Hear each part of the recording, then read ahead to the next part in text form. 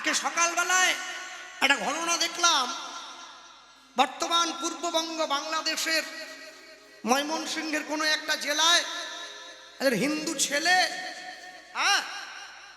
দীপুচন্দ্র দাস, তিনি সনাতন ধর্মের মানুষ হয়ে প্রতিবাদের গর্জন তুলেছিলেন বলে তাকে উগ্রপন্থীরা জীবন্ত হত্যা করে, উলঙ্গ করে গাছে বেঁধে তাকে জ্যান্ত পুড়িয়ে দিয়েছে। মনে রাখবেন, যাকে আগুনে পোড়ানো হচ্ছে, যে হিন্দুর দেহটা দাউ দাউ করে জ্বলছে, ওটা আজকে দীপুচন্দ্র দাসের দেহ নয়। ওইটা প্রত্যেকটা হিন্দু সনাতন ধর্মের মানুষের আগামী দিনের ভবিষ্যৎ, যদি তারা এখনো পর্যন্ত এক না হয়, এখনো যদি এক না হয়। হ্যাঁ, আপনি নিজের বাড়িতে আগুন লাগছে বলে অপরের বাড়িতে আগুন লাগলো, নিজের বাড়ির জানালা বন্ধ করে দিলেন। আপনি কি ভাবছেন ওই আগুনটা আপনার বাড়িতে লাগবে না? ওই আগুন একদিন আপনার বাড়িতে এসেও লাগবে, যদি বাঁচাতে ছুটে না যান।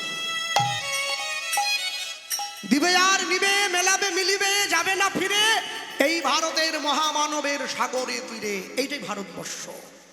আপনারে লোহে বিব্রত রহিতে, আসে নাই কেহ অবনি পরে, সকলের তরে সকলে আমরা, প্রত্যেকে আমরা পরের তরে।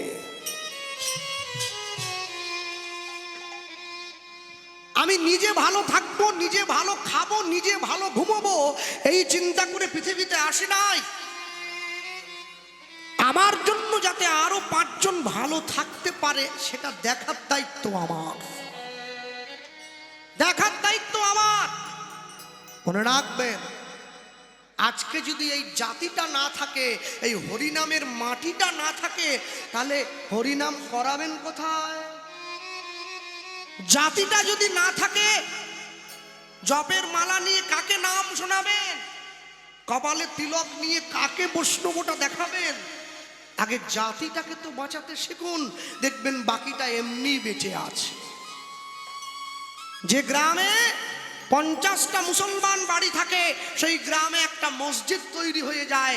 যে গ্রামে 500 হিন্দু বাড়ি থাকে, সেই গ্রামে একটা পরিপূর্ণ মন্দির সঠিকভাবে নির্মাণ করতে কমিটির 5 বছর সময় লেগে যায়। কেন? কেন?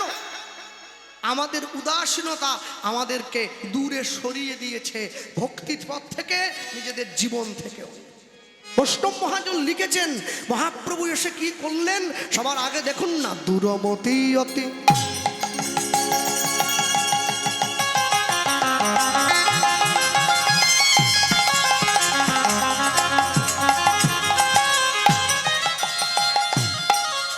দূরমতি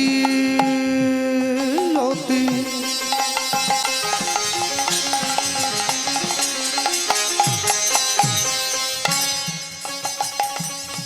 ও ভাই পতি,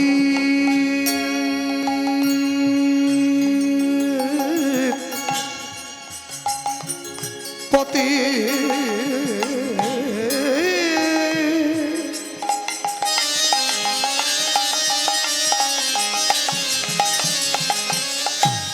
ওই না পতি তো পাষণ্ডী,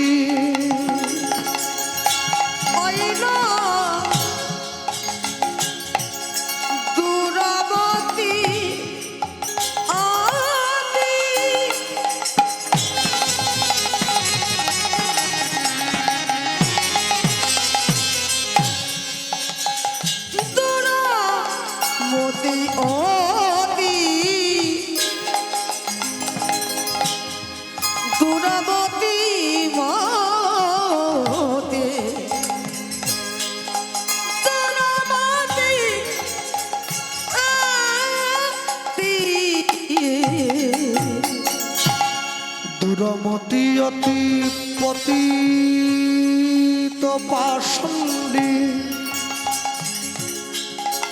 প্রাণে না মারিল, প্রাণে না মারিল